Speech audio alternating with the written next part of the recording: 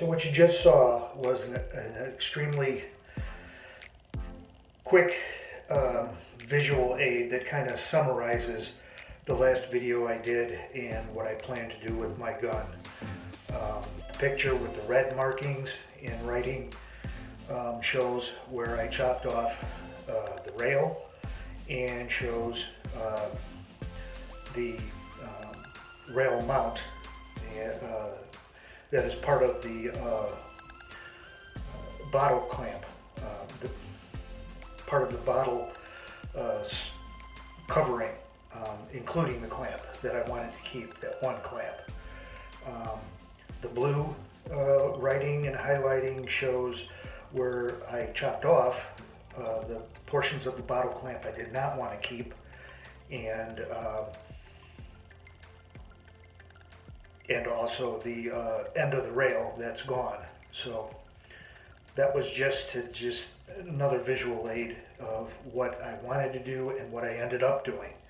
So that leads into this. Hey, Cheap Air Gunner here, Cherokee Steve.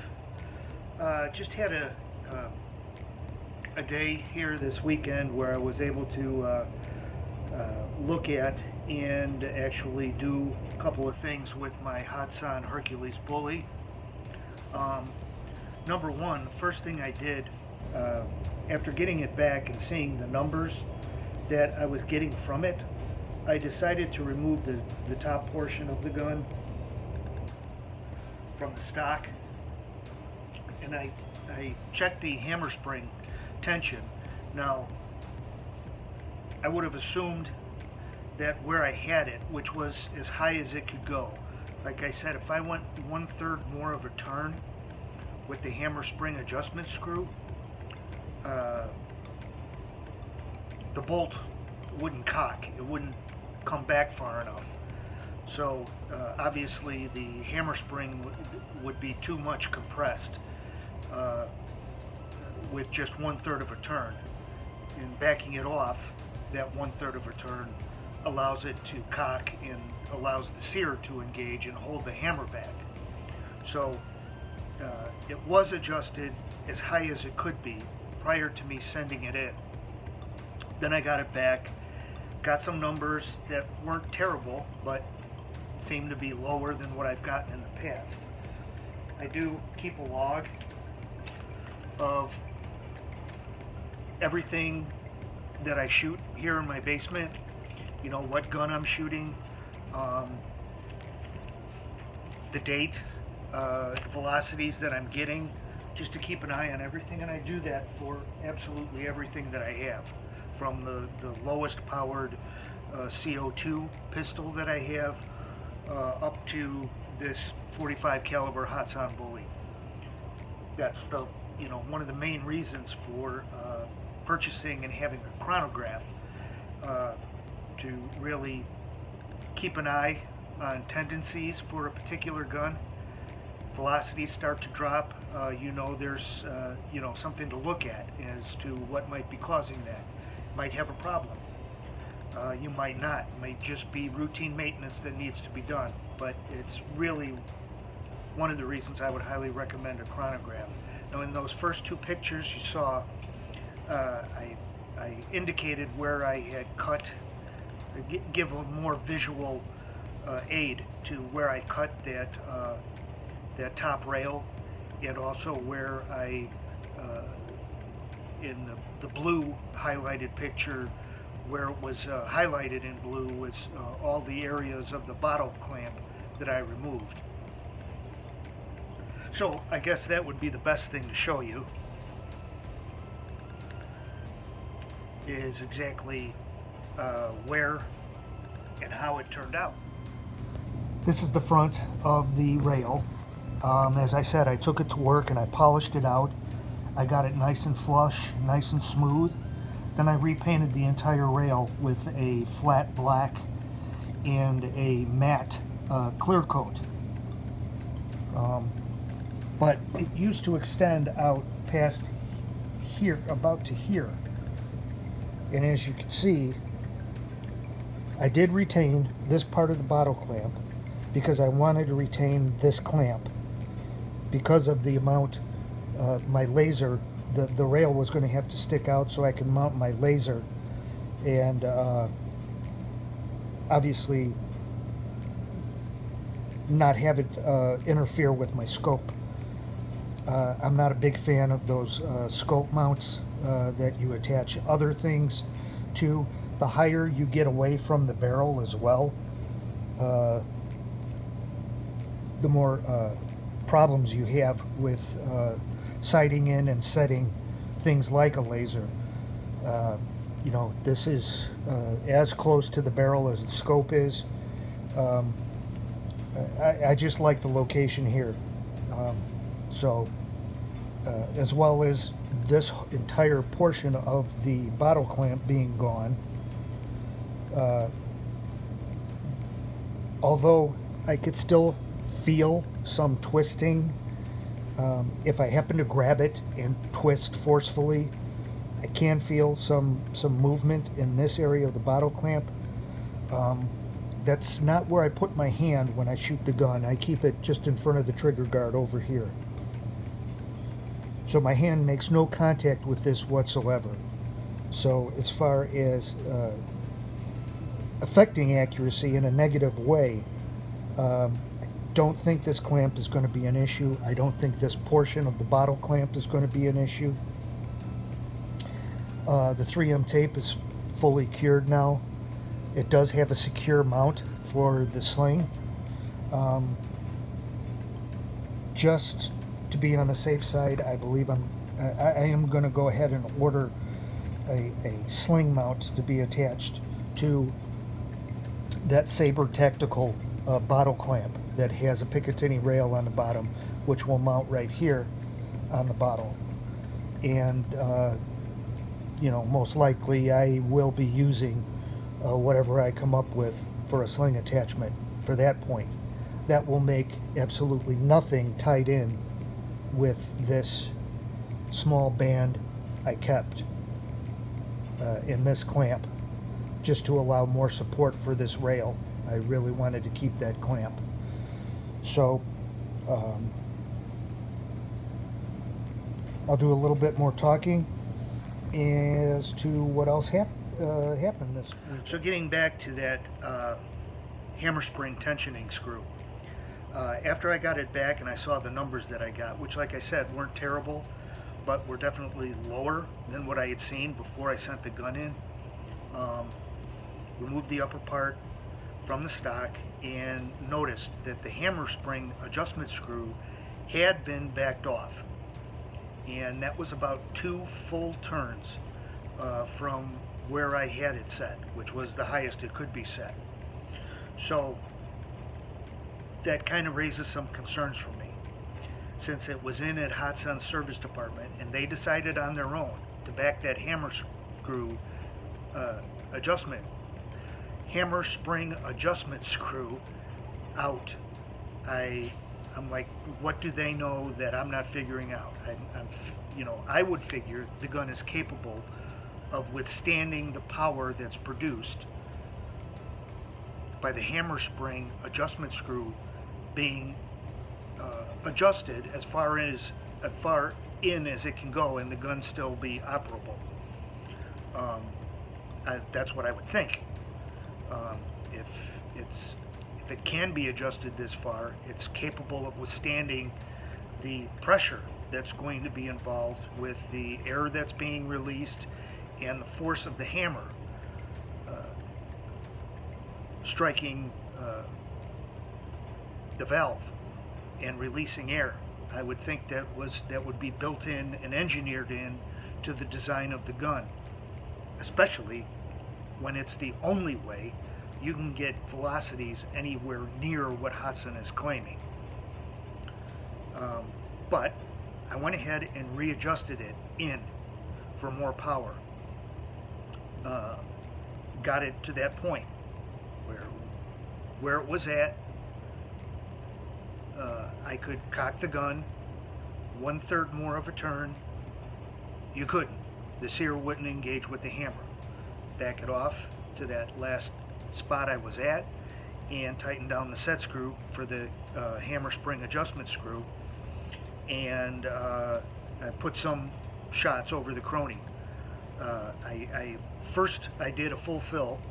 I had to top off my tank with my air compressor, still working great, happy with that. The tank that has the EZ valve, which is capable of releasing air up to 4,500 psi, which I don't need. I do need 3,625 psi for a full fill on the bully, but that works flawlessly. Very happy with that. No leaking from the tank, no leaking from the valve, and I can get three complete top-offs with a fully charged carbon fiber bottle and that Ninja EZ valve attached. So, topped off the gun after topping off the tank, and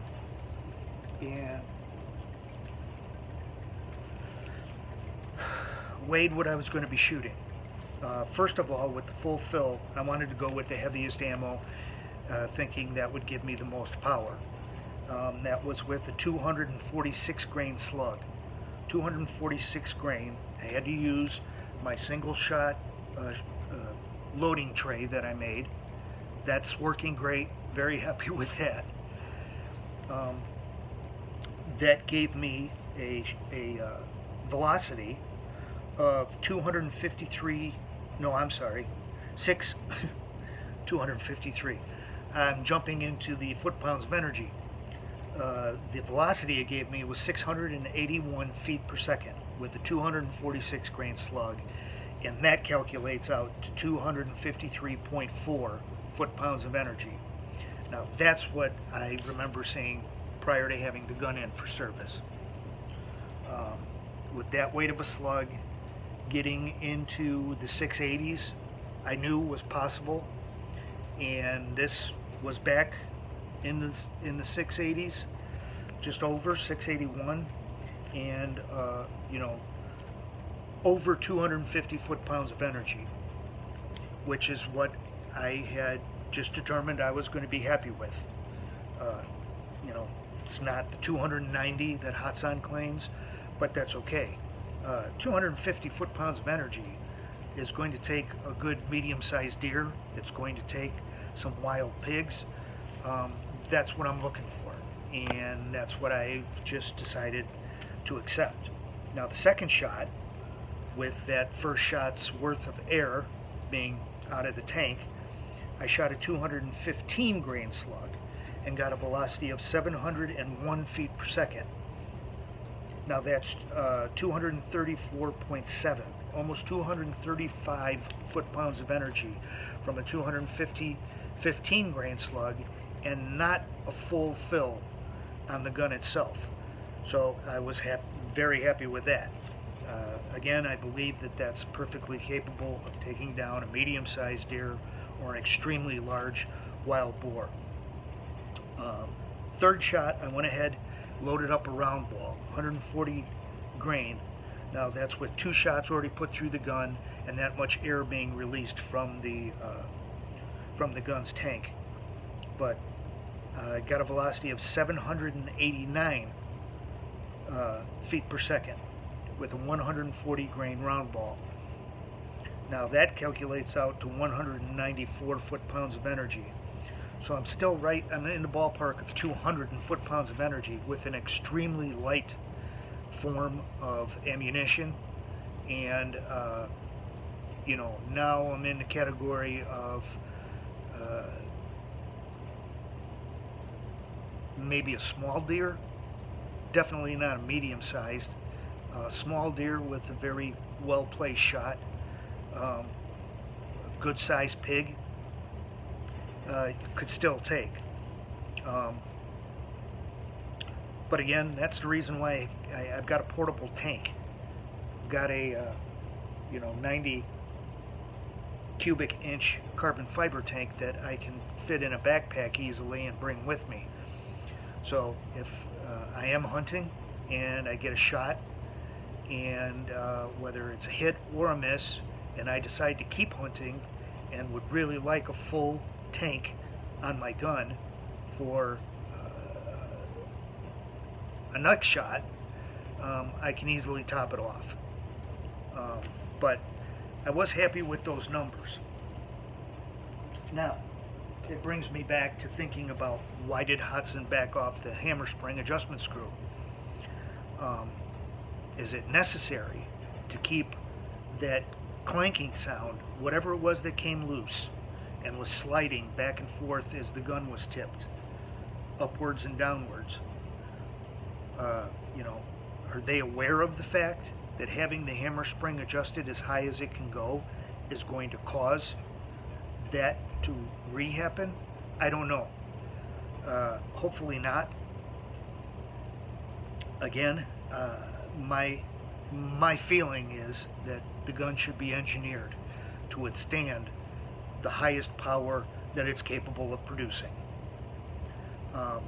If it's not, there's a serious problem with, now we're going beyond Hatsan's customer service or Hatsan's service department. We're talking about their engineering of their guns, and that would make me rethink purchasing another Hatsan gun. If this problem comes back, that loose, something coming loose, causing an audibly noticeable clanking in the gun, we'll see. Time will tell. As for the shots that I put through, there was only 3, but after putting those 3 through the gun, after having turned the hammer spring adjustment screw back up, I don't hear any clanking or looseness coming from internally inside the gun. Internally inside, that's pretty redundant, but coming from inside the gun, I don't hear anything. So that's only with 3 shots. I'll keep an eye on it, keep an ear open for it, and fill it in. But that's what I did to the gun as far as chopping down the rail and hacking up the bottle clamp. I'm pretty happy with how it turned out. Doesn't look too